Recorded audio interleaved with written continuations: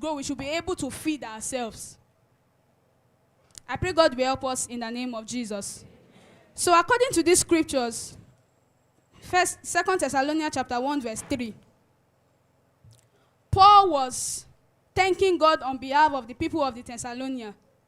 What this passage means, he said, to give thanks to God for you, brothers and sisters, as is fitting, because your faith is growing.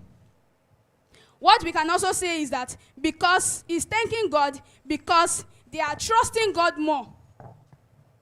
Their faith is growing. They are trusting God. He's thanking God on their behalf because they trust God more. They are joyful about the things of God more. They believe who they serve. Their belief is so strong. They are giving themselves to the work of God more.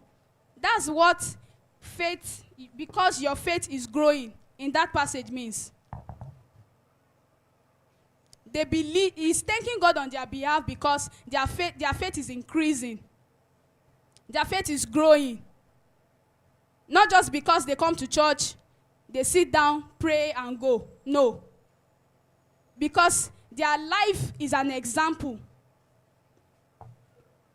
Their life shows that truly they are children of God. They are joyful about the works of God. Many of us, we just come to church because we are asked to come, or because our parents want us to come. How is your faith growing? Can you boastfully say, since I gave my life to Christ, I can see some changes? There are some changes that I can boastfully stand and defend. This team is just urging us and letting us know that we need to grow. We don't need to stay in a place. It's not about giving our life to Christ alone. What are you doing since you gave your life to Christ? How are you living? How many times do you read the scriptures? How many times do you pray?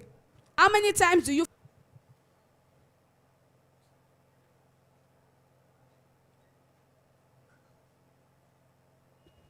How many times have you yearned to thirst more for God? We cannot know God. We cannot know God. It's too wide for us to know.